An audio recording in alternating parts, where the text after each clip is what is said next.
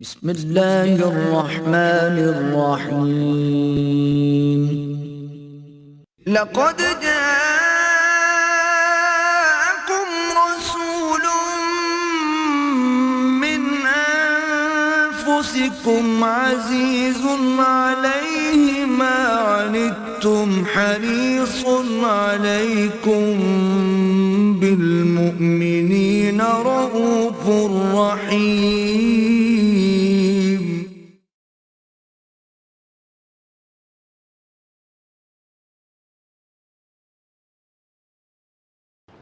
نحمده ونصلي على رسوله الكريم. اما بعد فقد قال الله تبارك وتعالى كما ورد في سورة لقمان: اعوذ بالله من الشيطان الرجيم بسم الله الرحمن الرحيم.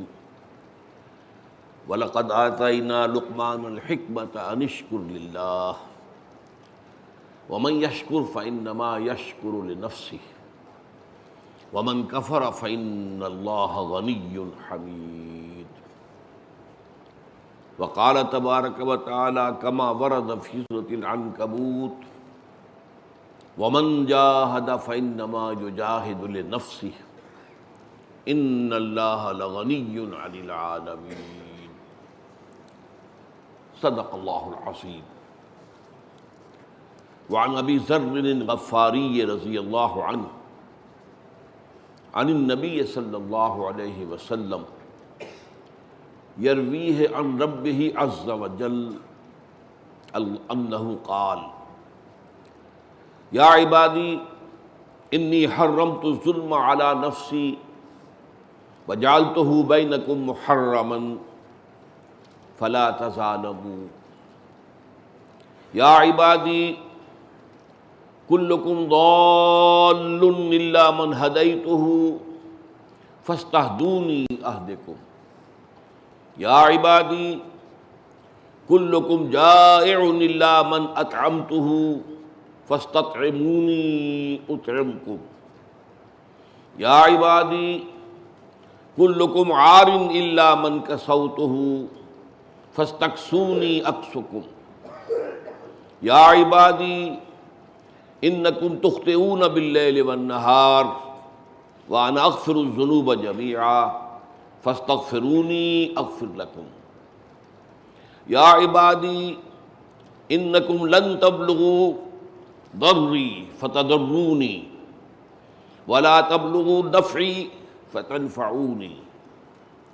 یا عبادی لو ان اولکم وآخرکم وانسکم وجنکم كانوا على اتقى قلب رجل واحد منكم ما زاد ذلك في ملكي شيئا.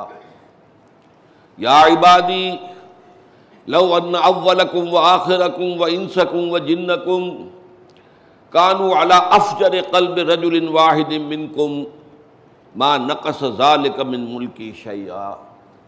يا عبادي لو ان اولكم واخركم وانسكم وجنكم قاموا فی صعید واحد فسألونی فأعطیت کل انسان مسألتہ ما نقص ذلك مما عندی الا کما ينقص المخیط اذا ادخل البحر. یا عبادی انما ہی اعمالکم احصیہا لکم ثم اوفیکم ایہا فمن وجد خیرا فلیحمد اللہ ومن وجد غیر ذلك فلا یلومن الا نفسہ. رواہ مسلم رحمہ اللہ. رب اشرح لی صدری ویسر لی امری واحلل عقدۃ من لسانی یفقہوا قولی. اللہم ربنا الہمنا رشدنا واعذنا من شرور انفسنا. اللہم ارنا الحق حقا وارزقنا اتباعہ وارنا الباطل باطلا وارزقنا اجتنابہ. آمین یا رب العالمین. یہ جو طویل حدیث ابھی میں نے آپ کو سنائی ہے اور یہ حدیث قدسی ہے. حضرت ابو ذر رضی اللہ تعالی عنہ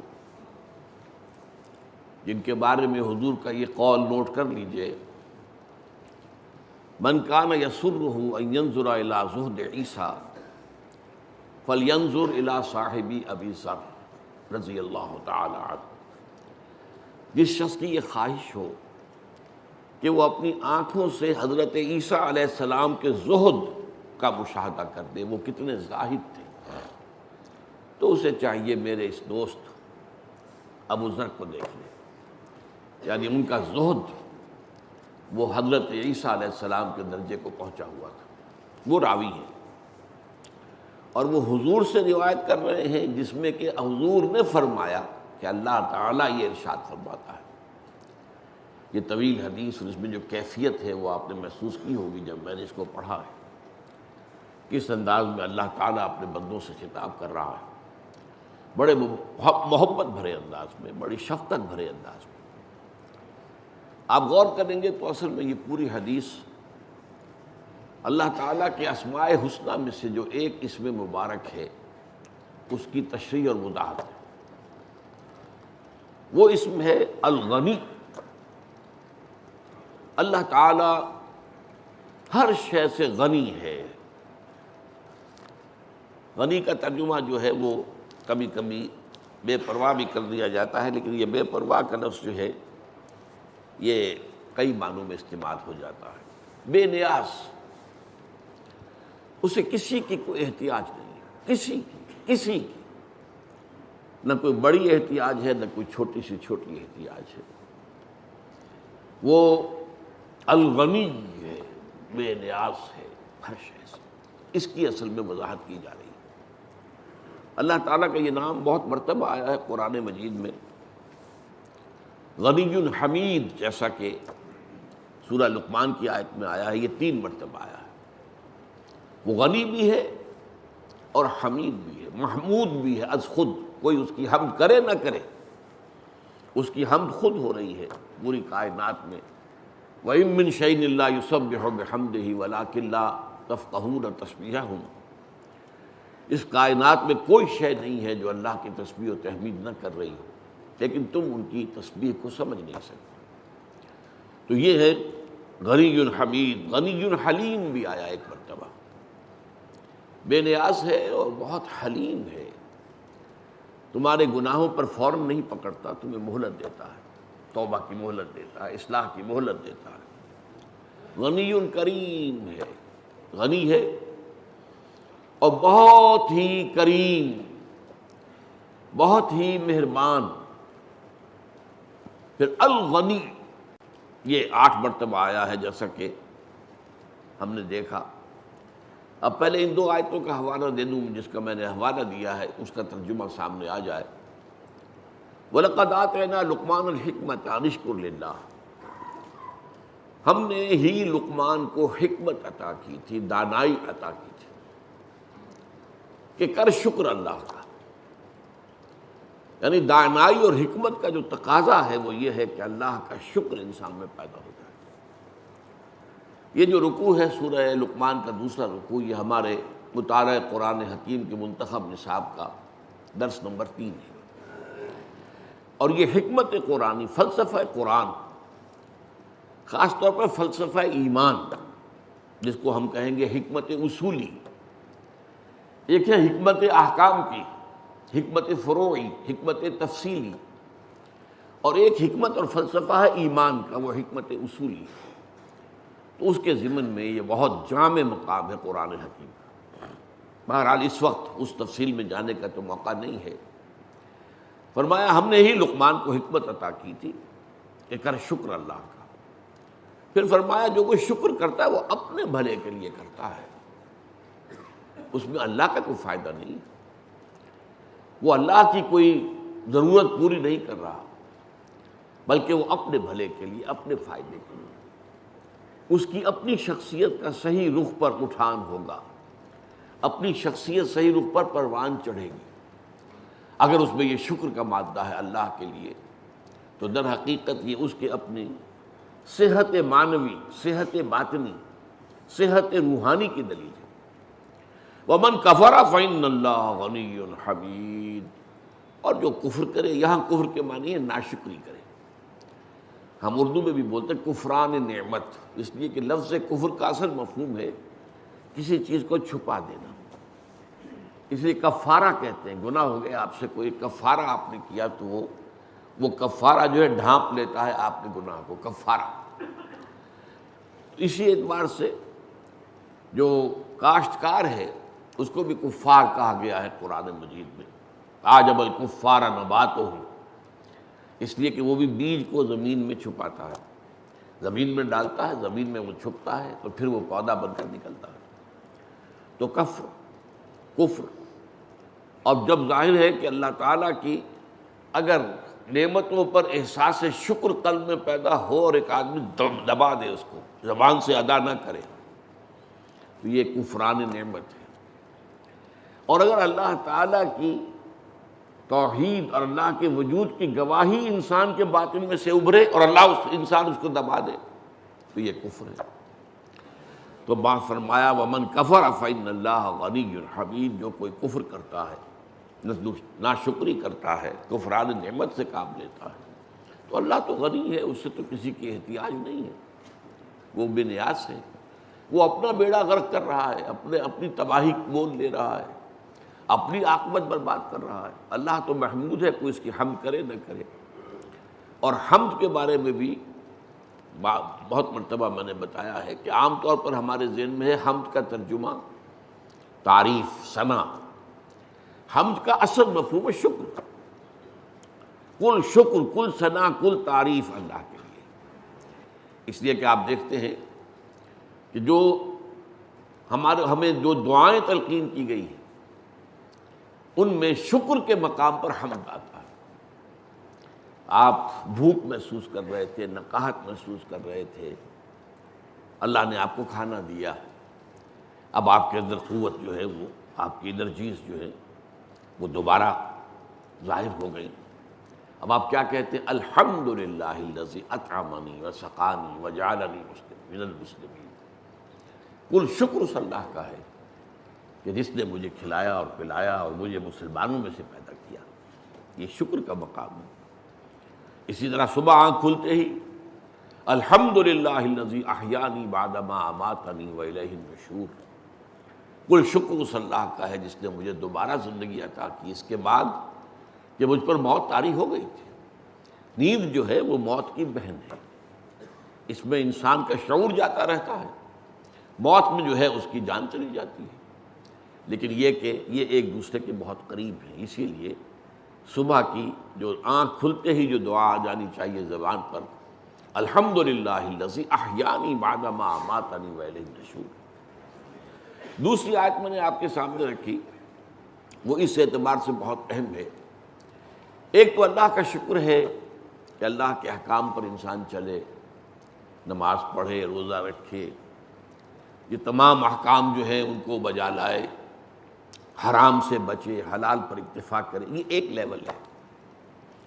ایک اس سے اوپر کا معاملہ ہے، اللہ کے لیے جہاد کرنا، تن من دھن لگا دینا اللہ کی عظمت کے لیے، اللہ کی کبریائی کے لیے، اللہ کی حکومت اس کو ریسٹور کرنے کے لیے۔ جیسے کہیں کسی بادشاہ کے خلاف بغاوت ہو جائے تو اب جو اس بادشاہ کے وفادار لوگ ہیں وہ کوشش کرتے ہیں کہ وہ ریسٹور ہو جائے، بادشاہ کی بادشاہت ریسٹور ہو جائے۔ تو آج پوری دنیا میں اللہ کے خلاف بغاوت ہے۔ آج آپ کو معلوم ہے کہ دنیا بھر میں سیکولرزم کا اصول مسلم ہے سب کے نزدیک، اور یہ سب سے بڑی بغاوت ہے جو تاریخ انسانی میں اللہ کے خلاف ہوئی۔ پہلے کیا ہوتا تھا؟ صرف یہ کہ ایک بڑے خدا کے ساتھ کچھ چھوٹے چھوٹے خدا بھی نتھی کر دیے، اس بڑے خدا کا انکار کبھی نہیں ہوا دنیا میں، لیکن چھوٹے چھوٹے خدا، اللہ کو بھی مانتے تھے، آلہہ کو بھی مان لیتے تھے۔ ہندوستان میں مہادیو کو بھی مانتے تھے اور دیویوں اور دیوتاؤں کو بھی مانتے تھے۔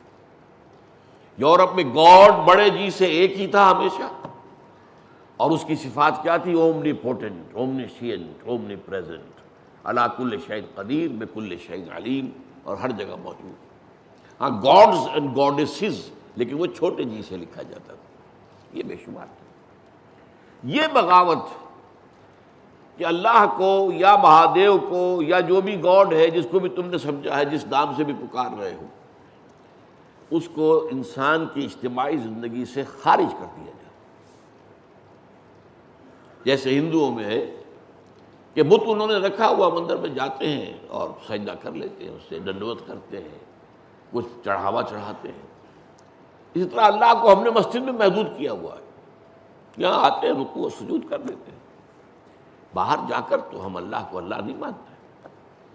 ہماری پارلیمنٹ نہیں مانتی, ہماری عدالتیں نہیں مانتی.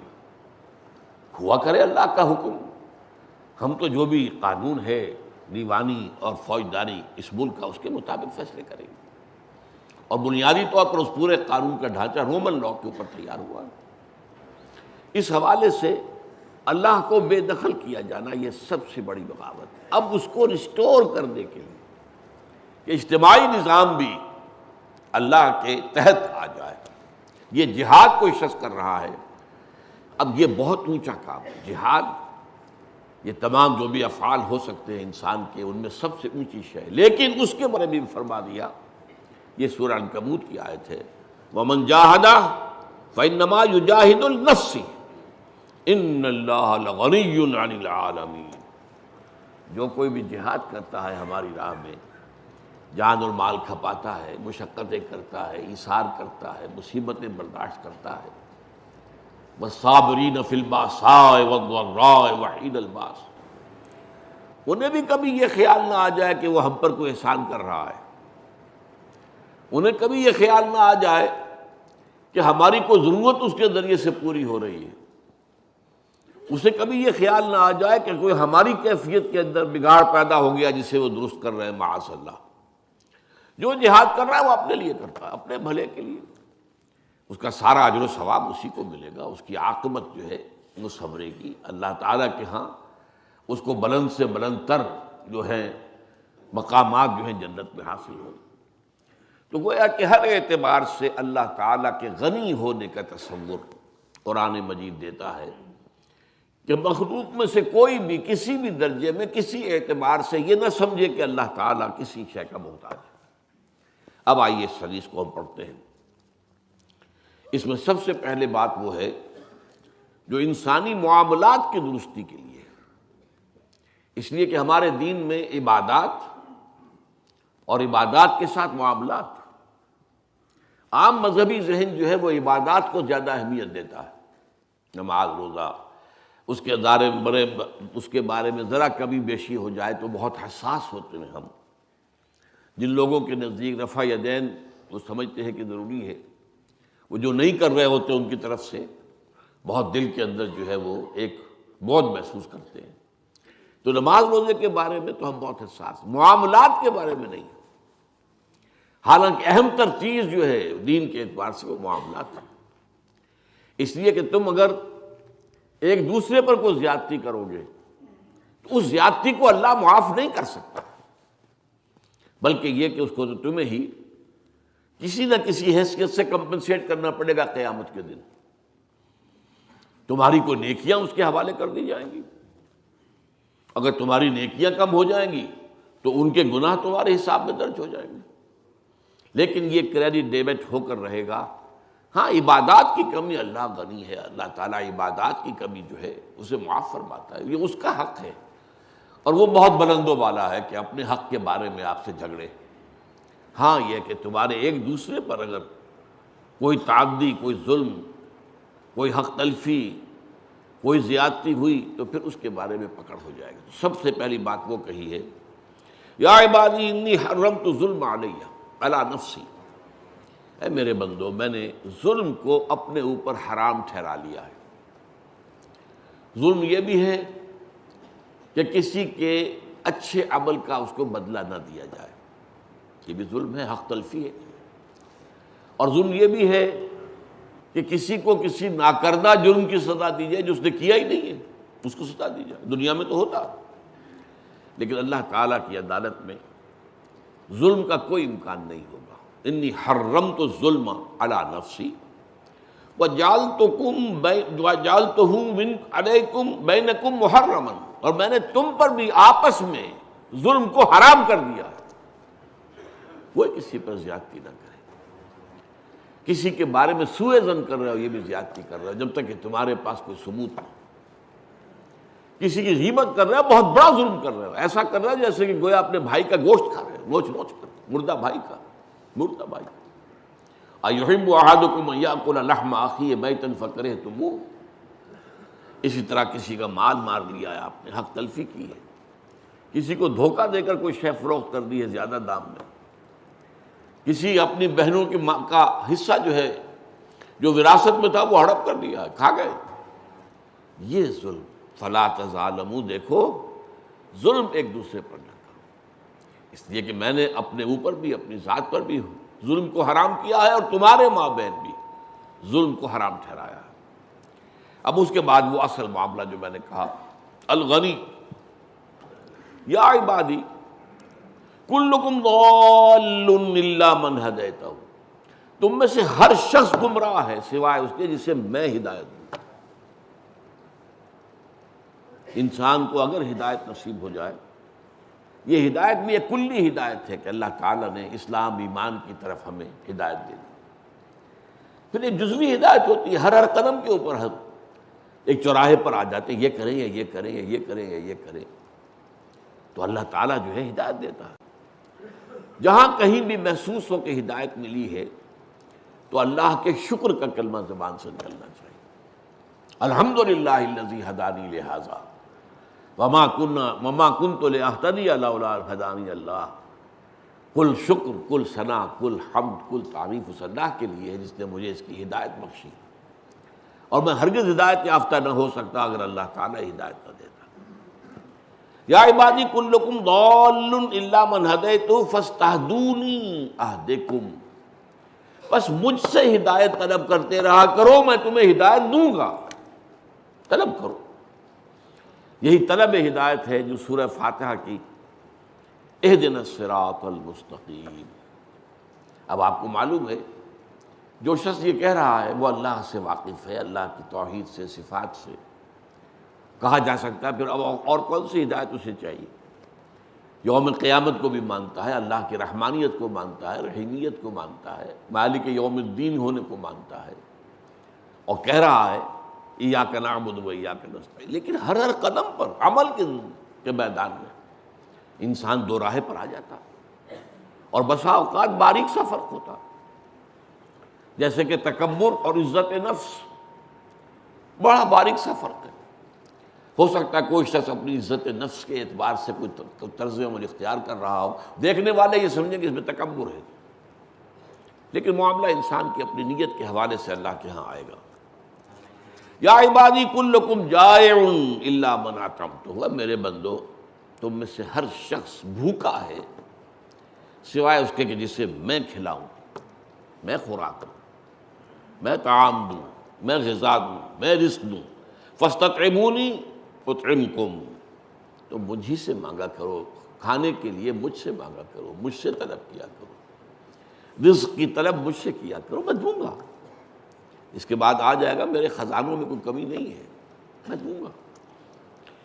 یا عبادی کلکم عار الا من کسوتہ، اے میرے بندو تم سب کے سب ننگے ہو، عریاں ہو، سوائے اس کے جسے میں لباس عطا کر دوں۔ فاستکسونی اکسکم، تو مجھ سے لباس طلب کرو، مجھ سے مانگو تو میں تمہیں لباس دوں گا۔ یا عبادی انکم تخطئون باللیل والنہار، اور اے میرے بندو تم تو دن رات خطائیں کرتے ہو، تم سے تقصیرات ہوتی ہیں، کوتاہیاں ہوتی ہیں، گناہ سرزد ہوتے ہیں۔ انکم تخطئون باللیل والنہار، رات اور دن، جیسے کہ ایک حدیث میں آتا ہے کل بنی آدم خطاؤون، خطا انتہائی خطا کار، یہ مبالغے کا صیغہ ہے، فعال، قہار، یہ وزن جو آتا ہے یہ مبالغے کے لیے آتا ہے۔ کلکم تخطئون باللیل والنہار، تم سب کے سب خطا کار ہو، انتہائی خطا کار، اور میں جو خطا کار جو توبہ کر لیں، وہ توابون جو ہیں ان میں سے وہ یقیناً بہتر لوگ ہیں، وہ اللہ کو پسند ہے، توبہ کرنے والے۔ فرمایا وَأَنَا أَغْفِرُ الذُّنُوبَ جَمِيعًا، تم گناہ کرتے ہو دن رات اور میں تمام گناہوں کو معاف کرتا ہوں۔ فاستغفرونی اغفر لکم، تو مجھ سے مغفرت چاہو، اللہم اغفر لنا وارحمنا، اللہم اغفر لنا وارحمنا، واہدنا وارزقنا فاستغفرونی اغفر لکم، مجھ سے معافی چاہو، استغفار کرو، میں تمہیں معاف کر دوں گا۔ یا عبادی انکم لن تبلغوا ضرری فتضرونی شیئا، اے میرے بندو تم مجھے کوئی نقصان نہیں پہنچا سکتے، تمہاری یہ حیثیت ہی نہیں ہے کہ تم مجھے کوئی نقصان پہنچا سکتے۔ تم کفر کرو، میرا تو کچھ نقصان نہیں، تم میری جناب میں گستاخیاں کرو، میرے لیے کوئی وہ کمی کا باعث نہیں ہو جاتی۔ لہذا انکم لن تبلغوا ضرری فتضرونی ولن تبلغوا نفعی فتنفعونی، نہ ہی تم مجھے کوئی نفع پہنچا سکتے ہو، نہ پہنچ سکتے ہو میرے نفع کو کہ مجھے نفع پہنچاؤ۔ وہی الغنی بے نیاز ہے، اسے کسی کی احتیاج نہیں۔ اب اس کے بعد جو الفاظ آ رہے ہیں وہ کلائمیکس ہے۔ یا عبادی لو ان اولکم وآخرکم وانسکم وجنکم کانوا علی اتقى قلب رجل واحد منکم ما زاد ذلک فی ملکی شیئا، اے میرے بندو اگر تمہارے سب اگلے اور پچھلے اور انسان اور جن سب کے سب، اگر تم میں سے کوئی شخص جو سب سے زیادہ متقی ہو سکتا ہے جس کا قلب ویسے بن جاؤ، ما زاد ذلک فی ملکی شیئا، اس سے میری سلطنت میں کوئی اضافہ نہیں ہو جائے۔ سمجھئے اس کو، اگر تم سب کے سب پوری نوع انسانی، پہلے بھی آپ پچھلے بھی، جن بھی اور انس بھی، سب کے سب ابو بکر بن جائیں رضی اللہ تعالیٰ عنہ، میری سلطنت میں کوئی اضافہ نہیں ہو جائے گا۔ یہ ہے وہ الغنی، غنی عن العالمین۔ یا عبادی لو ان اولکم وآخرکم وانسکم وجنکم کانوا علی اتقى قلب رجل واحد منکم ما زاد ذلک فی ملکی شیئا۔ یا عبادی لو ان اولکم وآخرکم وانسکم وجنکم کانوا علی افجر قلب رجل واحد منکم ما نقص ذلک من ملکی شیئا۔ میرے بندو اگر تمہارے اگلے اور پچھلے اور تمام جن اور تمام انسان تم میں سے جو سب سے زیادہ فاجر دل والا ہو سکتا ہے، فاجر دل والا ابو جہل ہو جائے یا شیطان لعین بن جائے، وہ عزازیل بن جائے، اس لیے کہ جنوں کا تذکرہ بھی تو ہو رہا ہے، چاہے جن ہو چاہے انسان ہو، اگلے ہوں یا پچھلے ہوں، اگر جو بدترین جو برے دل کا جو ان میں سے مالک ہو ویسے سب کے سب بن جائیں، ما نقص ذلک من ملکی شیئا، اس سے میری سلطنت میں کوئی کمی نہیں آئے گی۔ یا عبادی لو ان اولکم وآخرکم وانسکم وجنکم قاموا فی صعید واحد فسألونی، اگر تمہارے سب اگلے پچھلے جن انسان ایک میدان میں جمع ہو جائیں اور پھر ہر ایک مجھ سے سوال کرے، اپنی پہنچ کے مطابق سوال کرے گا نا، جتنا کسی کا ذہن ہے، جو اس کے اندر جس شے کی قدر سب سے بڑھ کر ہوگی وہی مانگے گا، جو مانگے گا۔ قاموا فی صعید واحد فسألونی فأعطیت کل انسان مسألتہ، اور پھر میں ان میں سے ہر ایک کو جو وہ مانگے دے دوں، ما نقص ذلک مما عندی، اس سے کوئی کمی واقع نہیں ہوگی ان خزانوں میں جو میرے پاس ہیں، الا کما ینقص المخیط اذا ادخل البحر، سوائے اس کے تمثیل جیسے اگر کسی سوئی کو دریا میں یا سمندر میں ڈبو کر نکال لیا جائے تو اس سے دریا یا سمندر میں کیا جو کمی واقع ہو سکتی ہے اس کا تصور کر لو، بس اس طرح کا کوئی معاملہ ہو سکتا ہے، میرے خزانوں میں کوئی کمی نہیں آتی۔ میں نے جیسا کہ ابتدا میں عرض کر دیا تھا، یہ وہ شان غنا ہے، استغنا۔ اللہ تعالیٰ اپنے مخلوقات سے بالکل بے نیاز ہے، اس کی کوئی احتیاج کسی نوع کی، چھوٹی سے چھوٹی بڑی سے بڑی، کسی مخلوق سے، مخلوق میں سے کسی سے، کسی انسان سے، کسی جن سے، کسی فرشتے سے منسلک نہیں ہے۔ اب آخری ٹکڑا آ رہا ہے، یا عبادی انما ہی اعمالکم احصیھا لکم، اے میرے بندو، اب یہ جو ہے اب قیامت کا تذکرہ ہو رہا ہے۔ اے میرے بندو دیکھو، یہ تمہارے اعمال ہیں جنہیں میں محفوظ کر کے رکھ رہا ہوں، ثم اوفیکم ایہا، پھر میں وہ سب تمہیں پورا پورا پورا ادا کروں۔ مجھے کسی سے دشمنی نہیں کہ اسے جہنم میں ڈالوں اپنی دشمنی کی وجہ سے۔ مجھے کوئی کیا نقصان پہنچا سکتا ہے کہ اس کی میں تلافی کروں، اس کی کسی شے سے، یا اس کو جہنم میں جھونک کر؟ مجھے تو کوئی احتیاج نہیں۔ یہ تمہارے اپنے اعمال ہیں، ہاں اس کی میں گنتی کر رہا ہوں، احصیکم، وہ اعمال تمہارے محفوظ ہو رہے ہیں۔ وہ تو یہ فَمَن يَعْمَلْ مِثْقَالَ ذَرَّةٍ خَيْرًا يَرَهُ وَمَن يَعْمَلْ مِثْقَالَ ذَرَّةٍ شَرًّا يَرَهُ، جس کسی نے ذرے کے برابر بھی خیر کمایا ہوگا وہ سامنے موجود پائے گا، اور جس کسی نے بھی ذرے کے ہم وزن بدی کمائی ہوگی وہ اپنے سامنے موجود پائے گا۔ اور یہ ذرہ کسے کہتے ہیں آپ کو معلوم؟ آج کل تو خیر ہمارے ہاں تصورات میں ایٹم وغیرہ بھی آ جاتا ہے۔ پچھلے زمانے میں سب سے چھوٹی چیز جو انسان دیکھتا تھا وہ چیونٹیوں کے جو بچے نکلتے ہیں، چیونٹیوں کے بچے، یہ ذر ان کو کہتے تھے۔ یہ اصل میں یا عبادی انما ہی اعمالکم احصیھا لکم ثم اوفیکم ایہا، پھر یہ وہ چیزیں آ گئیں جو میں نے آیات کے حوالے سے پہلے آپ کے سامنے رکھی ہیں۔ فمن وجد خیرا فمن یعمل مثقال ذرۃ خیرا یرہ فمن وجد خیرا فلیحمد اللہ، تو جس کسی نے کوئی خیر پائے اپنے اعمال نامے میں، اس نے دیکھا کہ کوئی خیر جو ہے وہ درج ہے، اللہ کا شکر ادا کرے، اس لیے کہ بہرحال اس کی ہدایت تو اللہ نے دی تھی، اس کی توفیق تو اللہ نے دی تھی، فلیحمد اللہ۔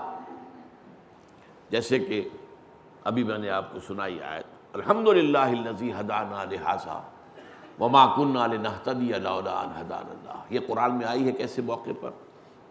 جب اہل جنت جنت میں داخل ہوں گے تو اب ان کے قلب کی گہرائیوں سے جو ترانہ حمد جو ہے وہ ابھر کر آئے گا، شکر کا، کیونکہ اہل ایمان دنیا میں تو ڈرتے رہتے ہیں، کانپتے رہتے ہیں، کسی کو اپنے عمل پر کوئی غرہ اور کوئی غرور اور کوئی اعتماد یہ نہیں ہوتا۔ عمل کے اوپر جس کا حساب لے لیا گیا وہ تو برباد ہو گیا، یہ تو حساب یسیر ہے جس کو اللہ نے چاہا، جس کا حساب بس سرسری طور پر دیکھ لیا۔ اگر کہیں ڈیٹیل کے اندر محاسبہ شروع ہو گیا تو کوئی شخص بھی شاید اللہ کے ہاں کامیاب نہ ہو سکے، یہاں تک کہ آپ کو بارہا میں نے وہ حدیث سنائی ہے، حضور نے فرمایا صلی اللہ علیہ وسلم، کوئی شخص بھی محض اپنے عمل کی بنیاد پر جنت میں داخل نہیں ہو سکے گا جب تک کہ اللہ کی رحمت اس کی دستگیری نہ فرمائے۔ اب کسی صحابی نے بڑی ہمت کی، جرأت کی، بہت ہی سمجھیے حوصلے کا کام تھا، پوچھ لیا حضور کیا آپ بھی؟ اس لیے کہ جو کیٹیگوریکل سٹیٹمنٹ، کوئی داخل نہیں ہو سکتا جنت میں محض اپنے اعمال کی بنیاد پر، کیا حضور آپ بھی؟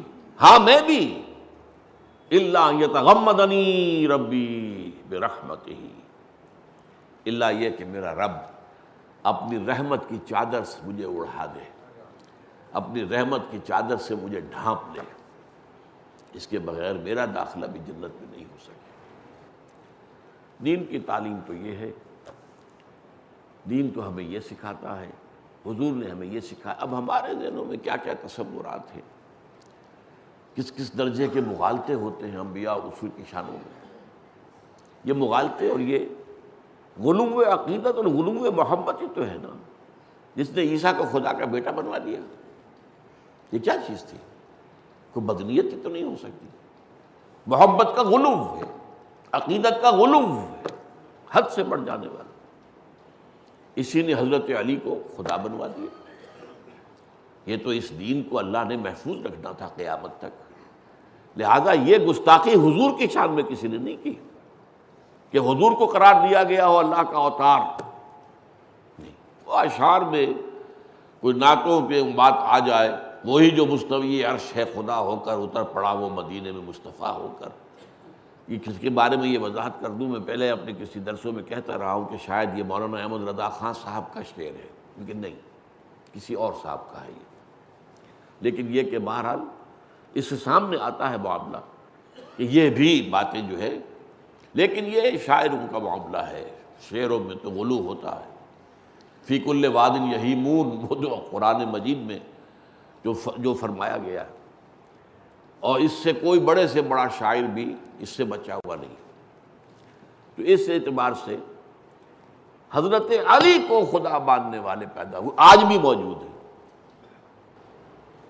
اور واقعہ یہ ہے کہ اگرچہ ویسے تو دروزی اور علوی وغیرہ کچھ لوگ ہیں جو شام لبنان وغیرہ کے اندر ہیں، وہ اب بھی وہی ہیں جن کا عقیدہ ہے کہ علی اللہ ہی کی شکل، اللہ ہی کے اوتار کی حیثیت رکھتے ہیں، علی اللہ ہے. عبداللہ ابن سبا نے یہ فتنہ جو ہے کھڑا کیا تھا. یہ میں صرف اس اعتبار سے بتا رہا ہوں کہ حضرت علی کی کیا حیثیت ہے حضور کے مقابلے میں. حضور کو اللہ نے محفوظ رکھا اس لیے کہ آپ کے ساتھ سارا دین کا معاملہ آپ کے ساتھ وابستہ ہے. وہ مصطفیٰ پر رساں خیش را کے دی ہموس، اگر بعور رسیدی تمام بولا حدیث. تو حضور کے ایک صحابی کو، اور حضور نے ان کی تربیت فرمائی، تزکیہ فرمایا، گود میں پلے ہیں حضور کے حضرت علی رضی اللہ تعالیٰ. ان کو تو یہ گستاخی ہے جو کی گئی ہے، لیکن یہ ہے کہ اللہ کے بچایا ہے اپنے نبی صلی اللہ علیہ وسلم کو اس سے. لیکن یہ سب کیا ہے؟ غلو، عقیدت کا غلو، محبت کا غلو. یہی غلو ہمارے ہاں بھی چلا رہا ہے. بہرحال فطرت جو انسان کی ہے اور سرشت جو ہے وہ تو بدلتی نہیں ہے. انسان جیسے پہلے جس طرح کی گمراہیوں میں مبتلا ہوئے ہیں ایسے ہی آج بھی ہو رہے ہیں. حدیث میں تو حضور نے فرما دیا ہے کہ تم ان تمام راستوں پر چلو گے جن پر تم سے پہلے کی امتیں چلی ہیں، یہاں تک کہ اگر وہ گوہ کے بل میں گھسی تم بھی گھسو گے. اور اگر ان میں سے کوئی بدبخت ایسا اٹھا جس نے اپنی ماں کے ساتھ بدکاری کی ہوگی تو تم میں سے بھی کوئی نہ کوئی شقی ایسا اٹھے گا. صحابہ نے پوچھا حضور کیا اہل کتاب مراد ہیں، یہود و نصارہ؟ فمن، اور کون؟ تم سے پہلے کی امت وہی تو تھے نا، وہ امت مسلمہ تھے. کہ ہم اس زوم میں نہ رہے کہ ہم ہی امت مسلمہ ہیں. وہ جو غالب نے کہا تھا کہ ریختہ کے ایک تم ہی استاد نہیں ہو غالب. سنتے ہیں اگلے زمانے میں کوئی میر بھی تھا، میر بھی بہت بڑا شاعر تھا. اسی طرح ہم ہی امت مسلمہ نہیں ہیں. ہم سے پہلے یہود، اور نوٹ کیجئے قرآن میں 4 مقامات پر یہ ہے یہودیوں کے بارے میں کہ ہم نے انہیں تمام انسانوں پر فضیلت دی. 2 مرتبہ تو آپ کو بھی یاد ہوگا، سورہ بقرہ تو بہت کافی لوگوں کے ذہنوں میں ہوتی ہے. 6 رکوع کی پہلی آیت، 15ویں رکوع کی پہلی آیت، یا بنی اسرائیل اذکروا نعمتی التی انعمت علیکم وانی فضلتکم علی العالمین. میں نے تمہیں تمام جہان والوں پر فضیلت دی. لیکن ان میں گمراہیاں پیدا ہوئیں. ان کی ایک گمراہی تو وہ ہے جس سے کہ اللہ نے اپنی کتاب کو محفوظ رکھا کہ انہوں نے کتاب میں تحریفات کی. اللہ تعالیٰ نے چونکہ حفاظت اپنے ذمے لے لی قرآن مجید کی، تو اس گمراہی سے تو امت بچی ہوئی. لیکن یہ نوٹ کر لیجئے کہ یہ حفاظت صرف متن قرآن کو حاصل ہے. ترجموں میں تحریفیں ہوئی ہیں، ڈٹ کر ہوئی ہیں. تفسیروں میں تحریفیں ہوئی ہیں اور ڈٹ کر ہوئی. خود بدلتے نہیں، قرآن کو بدل دیتے ہیں. وہ بدل دینا قرآن کا جو ہے وہ قرآن کے متن کے اندر تبدیلی کوئی نہیں آ سکتی. انا نحن نزلنا الذکر وانا لہ لحافظون. اللہ تعالیٰ کی حفاظت خصوصی ہے. ورنہ نوٹ کر لیجئے اگر یہ حفاظت تورات کی اور انجیل کی بھی اللہ اپنے ذمے لے لیتا تو کیا ان میں کوئی تحریف ہو سکتی تھی؟ اور اگر اللہ نے خاص اپنی حفاظت میں قرآن کو نہ لے لیا ہوتا تو کیا ہم چھوڑ دیتے قرآن میں تحریف کی ہو؟ تو ظاہر بات ہے کہ جیسے فن عرض کیا حضور نے فرمایا جن راستوں پر بھی پچھلی امتیں چلی ہیں تم بھی چلو گے. اور اس کے لیے مثالیں، اگر وہ گوہ کے بل میں گھسے تو تم بھی گھسو گے. اور اگر ان میں سے کوئی بدبخت ایسا اٹھا جس نے اپنی ماں کے ساتھ بدکاری کی تو تم میں سے بھی کوئی شقی ایسا اٹھے گا۔ تو یا عبادی انما ہی اعمالکم احصیھا لکم، اے میرے بندو یہ تمہارے اعمال ہیں جو میں حفاظت سے جن کا حساب رکھا ہوا ہے میں نے۔ ثم اوفیکم ایہا، وفا یوفی پورا پورا کر دینا اور پورے اہتمام سے کر دینا۔ اوفا یوفی کے معنی بھی یہی ہے، پورا دینا، یہ باب افعال سے، لیکن باب افعال کے مقابلے میں باب تفعیل کے اندر بہت وزن ہوتا ہے، رفتہ رفتہ رفتہ رفتہ پورا پورا پورا پورا کر دینا۔ وفیکم یہا، یہ تمہارے اعمال ہیں جو میں تمہارے پورے پورے بلا کم و کاست تمہیں عطا کر دوں گا، تمہیں دے دوں گا۔ فمن وجد خیرا فلیحمد اللہ، تو جو کوئی اپنے اعمال نامے میں خیر پائے وہ اللہ کی حمد کرے۔ اللہ نے توفیق دی تھی، اللہ ہی کے فضل و کرم سے تم نے وہ کام کیے تھے۔ ومن وجد غیر ذالک، اور جو کوئی اس کے سوا، اس کے برعکس چیز پائے، شر پائے، بدی پائے، برائی پائے، فلا یلومن الا نفسہ، تو وہ کسی کو ملامت نہ کرے سوائے اپنے نفس کے۔ اس کا کمانے والا وہ خود ہے، یہ اس کے اپنے اعمال ہیں، کسی اور کے اوپر نہ دھرے، بلکہ اس کی پوری ذمہ داری اسی کو قبول کرنی ہوگی۔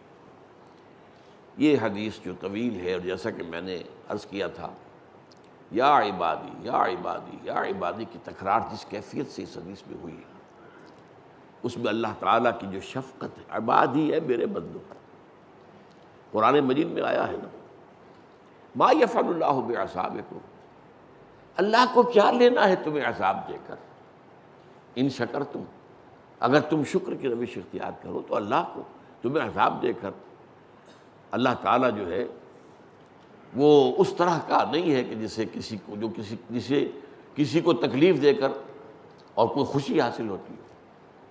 ما یفعل اللہ بعذابکم، تو یہ تو تمہارے اعمال ہیں، اور یہ اعمال ہم نے حفاظت کے ساتھ گن کر رکھے ہوئے تھے، تمہارے سامنے حاضر ہیں۔ تو جو ان میں خیر پائے اللہ کی حمد کرے، اللہ کا شکر ادا کرے، اور جو اس میں شر پائے، اس کے سوا کوئی شے، خیر کے علاوہ، خیر کے سوا، خیر کے برعکس، تو وہ کسی کو ملامت نہ کرے سوائے اپنے نفس کے۔ فصلی اللہ تعالی علی خیر خلقہ محمد وبارک وسلم تسلیما کثیرا کثیرا۔